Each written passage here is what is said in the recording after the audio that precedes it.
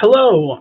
Obviously, I am not here today, but I wanted to walk you guys through this presentation myself instead of having you just read through it, because I'm going to be able to provide you a little bit more information and context than just reading off a slide would be. So today we're going to be talking about the causes of World War One. So the first task you need to do is watch this video lecture. Then there is an assignment called Causes of World War One one-pager. The instructions for that are on the whiteboard that has the flag on it. So you can look there. It's also on Schoology. You will be turning this assignment into the tray. There is no digital submission for this assignment. So make sure you turn it into the tray for your period by the end of the period. If you finish early, I want you to work on anything you're missing for Unit 3. Remember, Unit 3 is due to me. All Unit 3 missing work is due to me by the 20th at 3:10 p.m. So today, after leaving today, you should be able to describe the causes of World War One, and you should be able to do that after taking notes and creating a visual representation of the causes of World War One in a poster. So let's go ahead and get started. So the reason why we cover World War One after imperialism is because World War One is really what cements the United States as a world superpower, right? So we are a global imperial power before World War One, but it's really World War One that really does good for the U.S. economy. And because of that, and because of the tactics the United States uses in order to gain the resources and money during World War One, shows that it shows the world that we are a supreme power and we are there to be a world financier and helps put the United States on that pedestal. The United States does not enter World War One until it's almost over. It only has 18 months left for the war to go when the U.S. finally enters. So we can't really just jump into when the United States joins that. We got to talk about the reason why the war began. So World War One is a global war. Okay, a lot of the fighting that we focus on in this class in a lot of other history classes is the Eurocentric one, the fighting that happens on the Western and Eastern fronts in Europe. But we have to remember that a lot of these European countries and the United States, right, have colonies around the world in Africa, Asia, South America. So a lot of the fighting happens from there, and we pull people from those colonies to fight in Europe too. So we have to remember that all of this really is a global war. I start off with this picture because I want you to see just the destruction that happens in any place that becomes a battlefield. This village is in France on the Western Front in Europe, and you can see that the ground itself has been changed by the amount of artillery and the amount of warfare. This really is, when you think of a modern war, this is it, right? Technology. But the problem with World War One is we're going to have a lot of modern technology, meaning with a lot of not modern tactics, right? But we'll get into that sometime later. Let's go ahead and talk about some general information, get it out of the way, and allow for you to get a greater context. So World War One starts on July 28th, 1914, and ends on November 11th, 1918. About 8 million people die during the war, whether it's from wounds or on the battlefield. And we're not just talking combatants, people who are fighting, but we're also talking about civilians. Russia will have the most deaths for its people, for its army, because it has a massive army that just throws at the Central Powers. And that is about 1.7 million people that died. 20 million people, soldiers and civilians, were wounded in this conflict. And the map of Europe is really going to change, right? So let's go ahead and take a look at the map of Europe before World War One. So this is a map of Europe in about 1915, all right? Sorry, 1914. This is just before the war. And we see some really large Central Powers here. We've got Germany, we've got Austria-Hungary, we've got Italy, France, that are really taking up Central and Eastern Europe. These large countries are that way due to like spreading out in Europe. So Austria-Hungary took over a lot of Eastern European nations, including Poland, parts of Poland, Yugoslavia, that whole bunch. We have the Balkans here. The Balkans, including Greece, Albania, Bulgaria, Romania, and Serbia, were just freed or just gained some independence from the Ottoman Empire or Turkey, which is going to be really important for us to keep in mind as we get to one of the main causes of the mania that is World War I. After the war, we have this map, right? So this map shows just how huge, just how big, just how fractured Europe becomes after World War I. Okay, and a lot of this fracturing is going to help lead to the Second World War, which we'll talk about towards the end of this unit and the beginning of Unit 5 when we get back from winter break. All right, so there are 5 main causes of World War I. Those are militarism, alliances, nationalism, imperialism, and assassination. All right, militarism is the policy of building up a strong military to prepare for war. We're also going to see an industrial arms race that's going to happen between the different European countries. So we are going to focus on Europe here because it starts out mainly as a European war before the United States ever gets involved. I apologize for the switch in topic, but we are going to take a focus on European history here for a second. So quick shout out to my AP Euro folks who will be seeing this presentation next semester for them. So there we are. Anyway, alliances are agreements between nations to provide aid and protect one another. These alliances came out of a need for something called balance of power, but also because they're seeing their neighbors build up these massive stockpiles of weapons. Right? This industrial machine is really cranking out new and modern weaponry that is scaring a lot of folk, right? So they're coming together and they're saying, hey, if this country attacks me, I need you to have my back, right? The European powers are going to form 2 main rival alliances to protect themselves, which we'll talk about here in a moment.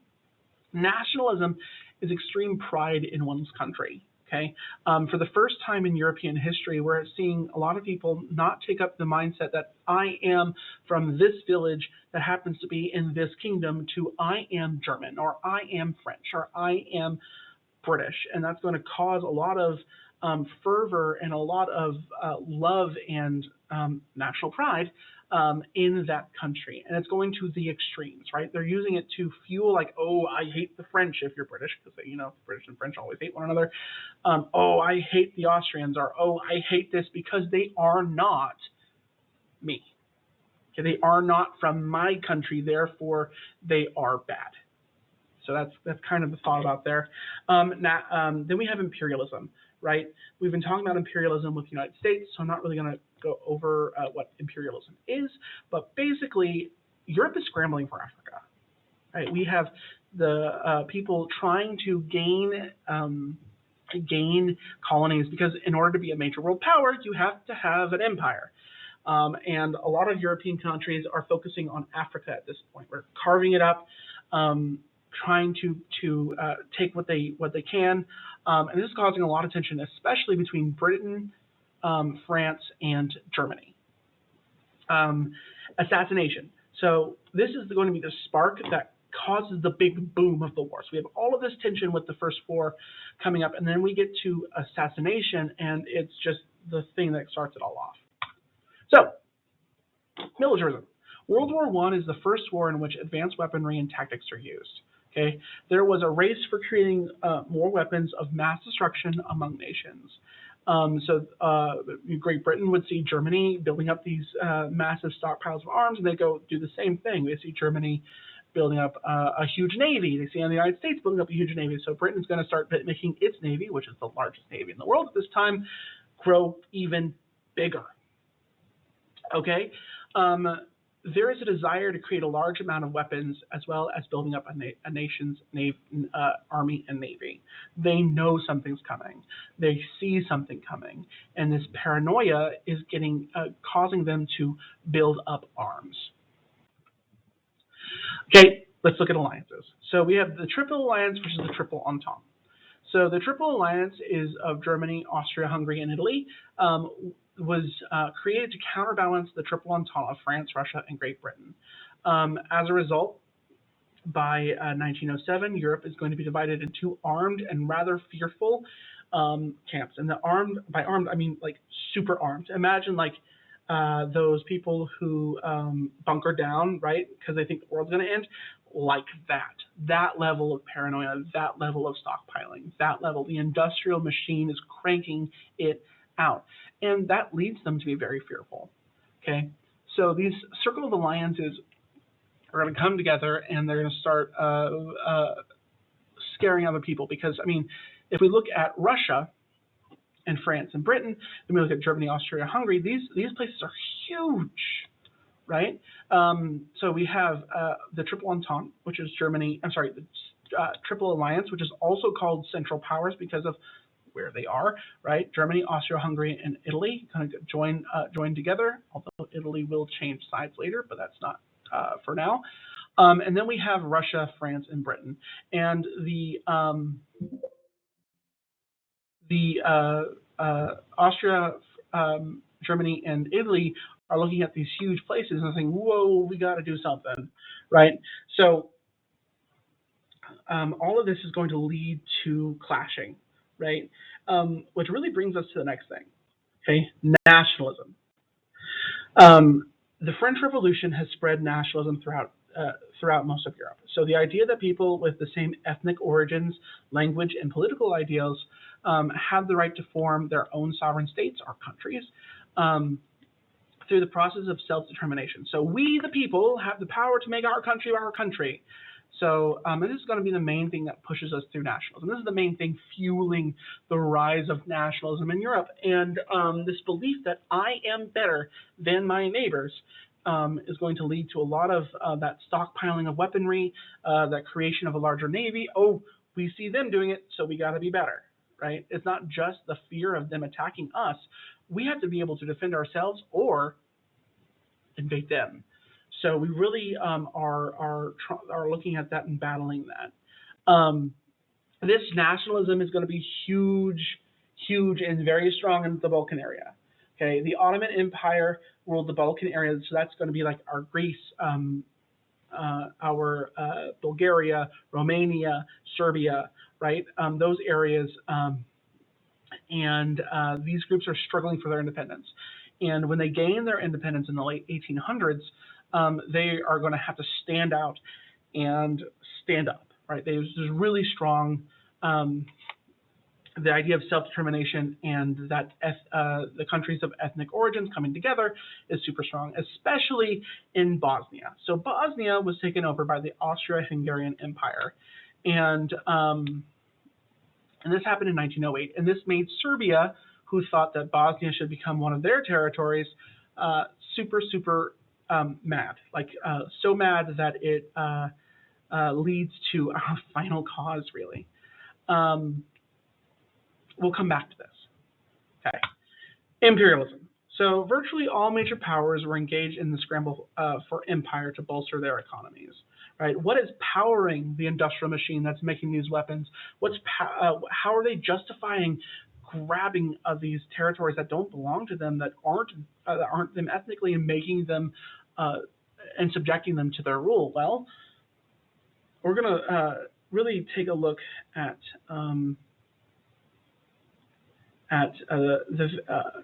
Africa, because the fiercest competition is going to be between Britain, Germany, and then between France and Germany, because Germany has just become its own nation.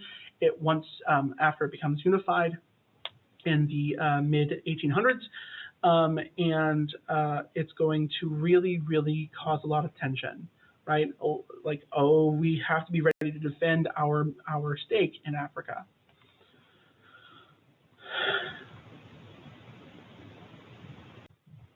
So Great Britain, Germany, and France needed foreign markets after the increase in manufacturing caused by the Second Industrial Revolution. These countries competed for economic expansion in Africa, and this clash between France against Germany and Britain in Northern Africa. So that's where that tension is really coming together. The Middle East is also being looked at this point, especially to Austria-Hungary, the Balkans, and Russia. So here we have the European conquest. We see the British there in southern and eastern Africa, a little bit in western Africa. France got northern Africa down pat. Libya is owned by the Italians. We do have Egypt and Ethiopia. Ethiopia is one of the only countries in Africa that has not been colonized. No one could get their hands on Ethiopia, even though they tried. But that's beside the point. Egypt is it's technically its own independent country. However, the British have their hands in how the Egyptian government does things because they've got control of the Suez Canal, and like in Panama, right? If you have the control of a major economic part of another country, you pretty much rule that country de facto. You may not be officially ruling that country, but you get to dictate what they say. So that's I always like showing this map of Africa because it shows one, just like the not the limit, but the just how severe colonialism in Africa was. But you also can see like it's these European countries that make these borders here, right? It isn't necessarily the native peoples of Africa, because the borders in Africa would completely be different if they were the ones determining that. But let's go ahead and move on to the spark, right? This is going to be the thing that lights the powder keg that is World War I. And we got to go to Serbia. So we have a nationalist group called the Black Hand. Their main objective was creation by the means of violence of a greater Serbia. So in the Balkans, right, we have Bosnia here. This is the Austro-Hungarian Empire, by the way. But we have Bosnia, which was annexed by Austria-Hungary, and Serbia, which is right here, thought that Bosnia should be part of it because they spoke a similar language, because they had similar ethnic backgrounds, all of that. So what's going to happen is the Black Hand and other nationalist groups like it are going to come in and try to use violence to attain that land. They say Bosnia belongs to Serbia, so therefore Bosnia should be ours, and we're going to get it by any means necessary. But when you have an empire this big, you really got to you got to remind people who's in charge, right? So we have this man, Franz Ferdinand, who is the Archduke. He is the heir to the Austro-Hungarian throne, and he's going to start going around the Austrian Empire, showing himself in this great big parade, and to remind the people that they have control over who's in charge, right? The grandeur of that. And this part of the story really takes us to Sarajevo. Okay, Sarajevo is in Bosnia. And there's been some political violence going on between the Serbian nationalist group Black Hand and the Austro-Hungarian Empire. So we have Archduke Franz Ferdinand and the Duchess Sophie at Sarajevo, Bosnia on June 28th, 1914. Okay, they're in a parade, and they're going to drive in a open car, right? In a convertible, and go through this parade to show their faces, to show, hey, I am going to be the one who rules our country next. But that's a bad thing, right? So the Black Hand